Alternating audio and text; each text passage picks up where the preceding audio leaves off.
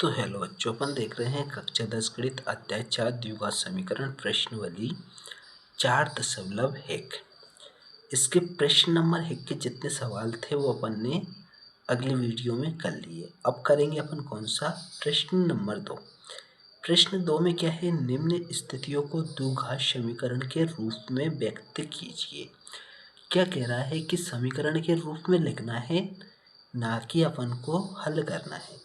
केवल क्या करना है, समीकरण के रूप में व्यक्त करना है। ठीक है, तो चलो करते हैं इसको व्यक्त समीकरण के रूप में। ठीक है, तो इसका पहला सवाल क्या है उसको देखते हैं अपन। पहला समीकरण है, एक आयताकार भूखंड का क्षेत्रफल कितना है, 528 मीटर वर्ग है। क्षेत्रफल की लंबाई मीटरों में तथा चौड़ाई के दुगने में से एक अधिक है। हमें भूखंड की लंबाई और चौड़ाई ज्ञात करना है। ठीक है, तो करते हैं अपन। कैसे करेंगे, तो चलो देखो करते हैं अपन कि पहले लिखेंगे, सबसे पहले क्या, हल। क्या लिखेंगे, पहले हल लिखेंगे। ठीक है, तो दूसरे का है कौन सा, पहला। पहले लिखेंगे हल। अपन क्या बनाएंगे, आयताकार बना लेते हैं एक। ये बन गया आयताकार। इसका क्षेत्रफल कितना है, 528 मीटर वर्ग है। ठीक है, क्या है, 528 मीटर वर्ग है। तो यहाँ मान लेते हैं अपन, माना कि क्या मान लेते हैं, माना कि चौड़ाई, क्या, चौड़ाई x है, x है। ठीक है, x है। अब क्या कह रहा है, चौड़ाई x है और लंबाई चौड़ाई के दुगने से एक अधिक है। यानी कि इसकी लंबाई है ना, लंबाई वो क्या है कि चौड़ाई से दुगनी, यानी 2x और दुगने से क्या है, एक अधिक है, तो प्लस क्या कर देंगे, 1। ठीक है, अब आयताकार भूखंड का क्षेत्रफल कितना दिया है, तो 528। तो यहाँ लिखेंगे आयताकार भूखंड का क्या दिया है, क्षेत्रफल। क्षेत्रफल कितना दिया है, 528। ठीक है, भूखंड आयताकार भूखंड का क्षेत्रफल क्या होता है, लंबाई इंटू चौड़ाई। लंबाई इंटू चौड़ाई बराबर क्या दिया है, 528। अब लंबाई क्या है अपने पास, तो 2x + 1। लंबाई क्या है अपने पास, 2x + 1 और चौड़ाई क्या है, x है, और बराबर क्या है, 528। तो इसका गुणा कर देते हैं अपन। गुणा करेंगे तो क्या हो जाएगा, 2x वर्ग। ठीक है, एक में करेंगे तो क्या, x बराबर कितने हैं, 528। अब देखो, 2x वर्ग प्लस के x, 528 इधर लेके आएंगे तो क्या हो जाएगा, माइनस के 528। तो ये बन गया अपना क्या, बराबर आ जाएगा 0। तो ये बन गया समीकरण। ठीक है, यही क्या होगा, अपना आंसर हो जाएगा। ठीक है, ये क्या हो जाएगा, अपना आंसर हो जाएगा। ठीक है, उसने बोला है कि अपन को समीकरण के रूप में व्यक्त करना है। अगर पूरा सॉल्व करने को बोलता है तो पूरा करते अपन। ठीक है, इतना ही वो कह रहा है तो इतना ही करेंगे अपन। ठीक है, अब देखते हैं कौन सा, दूसरा सवाल। तो दूसरा सवाल क्या है अपने पास, देखो, दो क्रमागत धनात्मक पूर्णांक का गुणनफल कितना है? 306 है। हमें पूर्णांकों को ज्ञात करना है। क्या करना है? पूर्णांकों को ज्ञात करना है। ठीक है, दूसरा है अपने पास। तो दो धनात्मक पूर्णांक कैसे होते हैं? जैसे कि मानो पहला धनात्मक क्या है? x है, तो दूसरा क्या होगा? x प्लस 1 हो जाएगा। फिर तीसरा क्या होगा? तीसरा हो जाएगा x प्लस 2। ठीक है, तो ये तीसरा हो जाएगा। ये क्या है? दूसरा है, ये पहला है। तो यह मान लेते हैं अपन, लिखते हैं हल। माना कि, क्या मान लेते हैं? माना कि पहला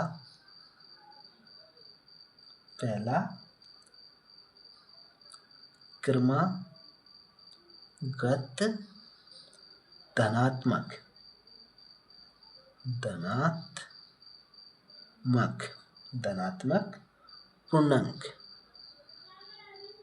पूर्णांक क्या होगा? x मान लेते हैं। ठीक है, तो यहाँ दूसरा क्या हो जाएगा? दूसरा धनात्मक पूर्णांक क्या हो जाएगा? x प्लस का 1। क्या हो जाएगा? x प्लस का 1। ठीक है, तो यहाँ चलते हैं क्या प्रश्न से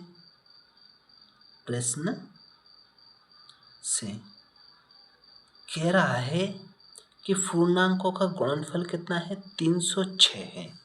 ठीक है, तो यहाँ यानी क्या करेंगे?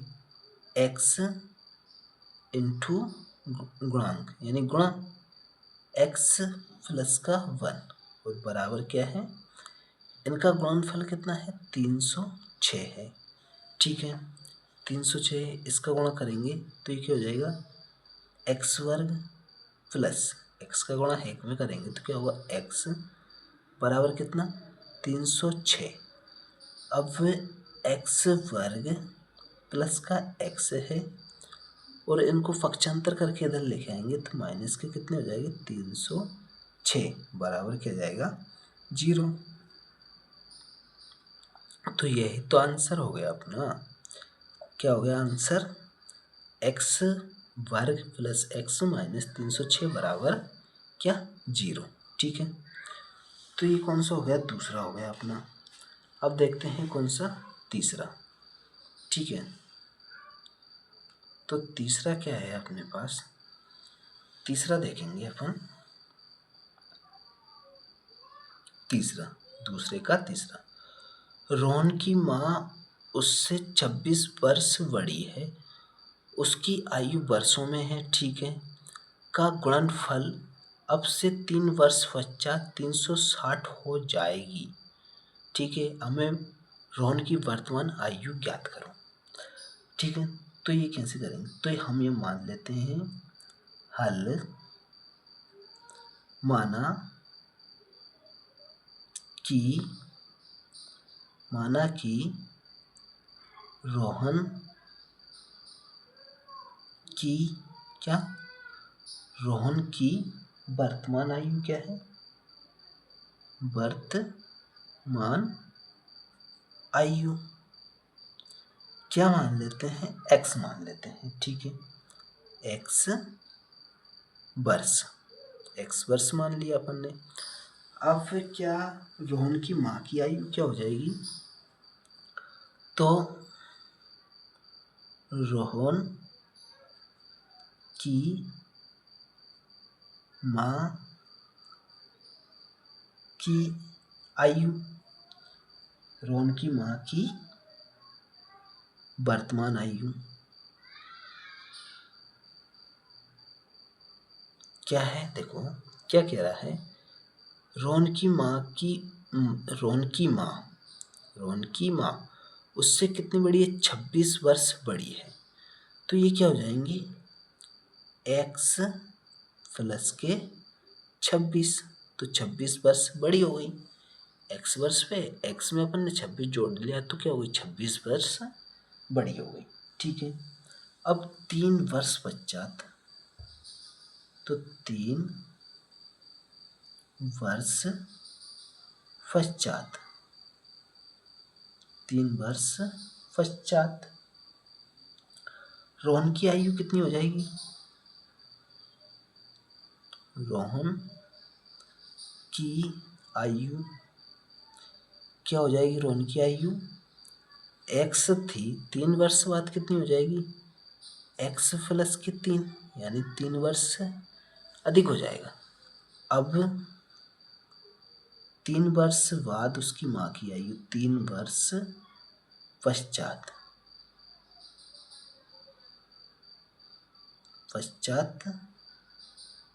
रोहन की माँ की आयु क्या हो जाएगी? देखो x प्लस 26 है तो क्या हो जाएगी? x प्लस 26 है, इसमें भी क्या करेंगे? 3 प्लस कर देंगे, तो ये क्या हो जाएंगी? ये हो जाएगी x प्लस 26 में 3 जोड़ेंगे तो कितनी? 29 वर्ष। ठीक है, x प्लस 29 वर्ष। ठीक है, तो ये हो गई। अब क्या कह रहा है? कह रहा है देखो 3 वर्ष पश्चात 360 हो जाएगी, यानी का गुणनफल कितना हो जाएगा? 3 गुणनफल अब से 3 वर्ष पश्चात 360 हो जाएगा, यानी गुणनफल हो जाएगा। इसका क्या हो जाएगा? गुणनफल। ठीक है, तो यहाँ चलते हैं प्रश्न से। ठीक है, तो क्या है? x प्लस के 3 और इंटू में हो जाएगा क्या? x प्लस के 29 और इसका गुणनफल कितना है? 360। ठीक है, क्या है? 360। 360 क्या है? इनका गुणनफल है। ठीक है, तो यहाँ देखते हैं अपन 360 है। ठीक है, तो इसका गुणा करते हैं अपन, x का गुणा करेंगे x से तो क्या होगा? x वर्ग हो जाएगा। x का गुणा 29 से करेंगे तो क्या होगा? Plus 29x। अब 29x हो गया। अब 3 का गुणा करेंगे तो क्या होगा? प्लस के 3x। ठीक है, 3 का गुणा करेंगे तो 9 3 27 प्लस 9 3 27 के साथ 3 2 6, 6 और 2 कितने हो जाएंगे? 8, यानी ये होगा 87 बराबर 360। अब देखो ये x वर्ग है प्लस 29 में 3 प्लस करेंगे तो कितने हो गए? ये हो जाएगा 32x प्लस के 87 और 360 इधर लेके आएंगे तो माइनस के 360 बराबर क्या जाएगा? 0 हो जाएगा। अब 87 कम करेंगे 360 में से तो कितना बचेगा? x वर्ग प्लस 32x और यहाँ घटा लेते हैं ना, 360 माइनस के प्लस के 87 माइनस 360 है। ठीक है, घटाएंगे तो 3 हासिल आ गई, 1 9 हो गए, मतलब 16 में से 9 कम करेंगे तो कितना बचेगा? 7 और ये कितने हो जाएगा? हासिल 1 हो गया तो ये 273, यानी माइनस के 273 हो जाएंगे बराबर क्या? 0।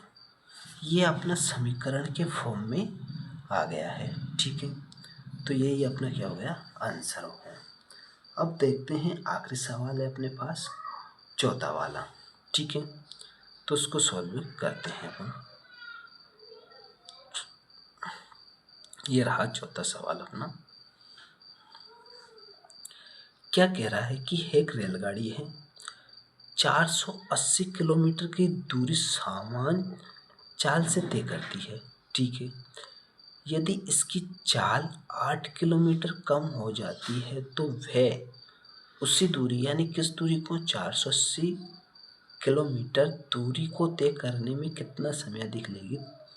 3 घंटे अधिक समय लेती है। ठीक है, कितना लेती है? 3 घंटे अधिक समय लेती है। ठीक है, तो इसको करते हैं सॉल्व।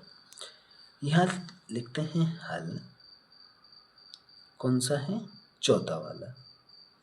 ठीक है, तो मान लेते हैं अपन, माना कि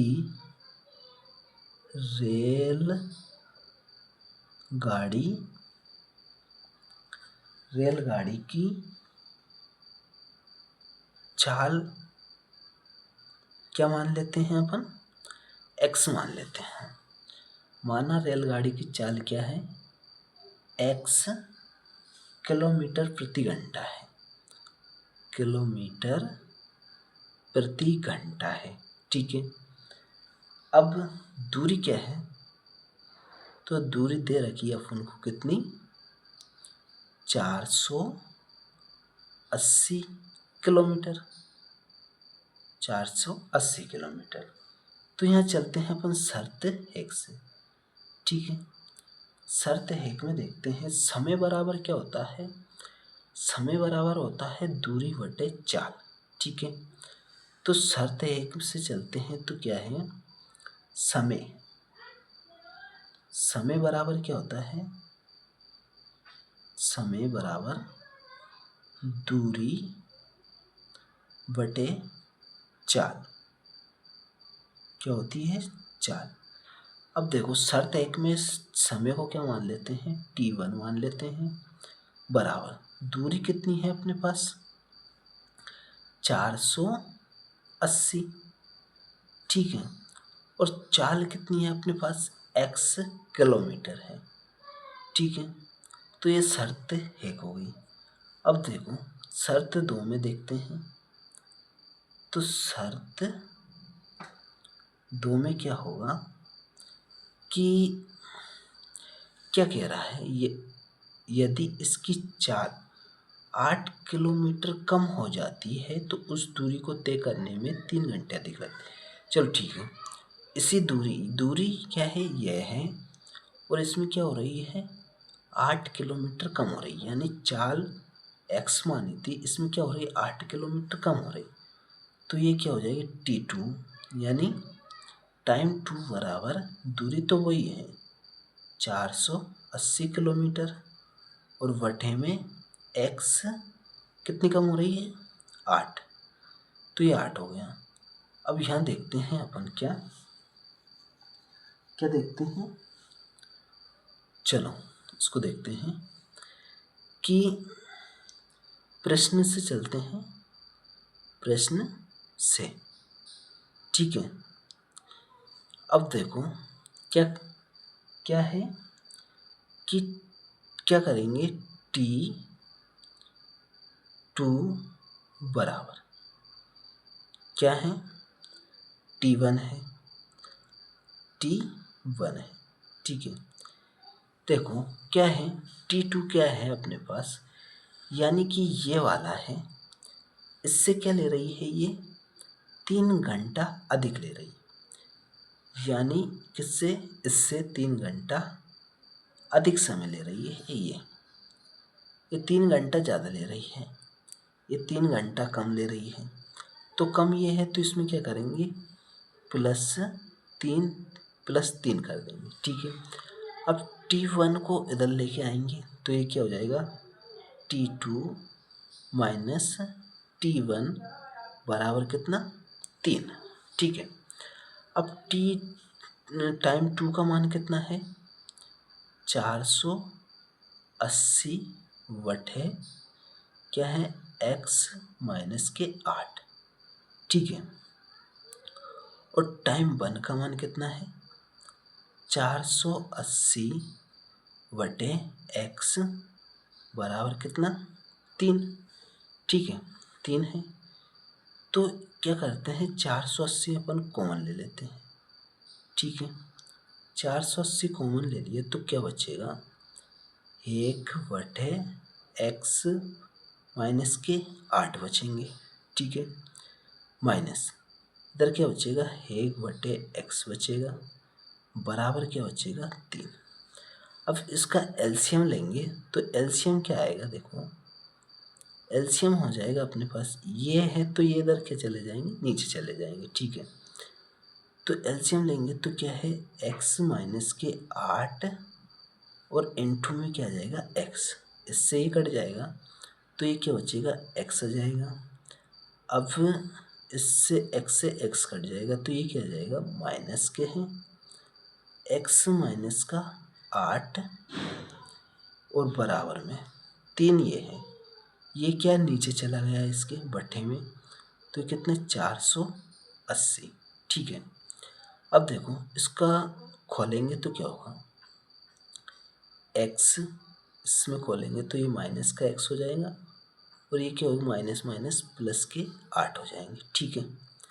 नीचे क्या हो जाएगा, इधर इसका गुणा करेंगे तो क्या होगा, ये हो जाएगा x वर्ग माइनस के 8, x का गुणा x करेंगे तो x वर्ग जो हो जाएगा और -8 का गुणा x से करेंगे तो क्या होगा, -8x हो जाएंगे बराबर।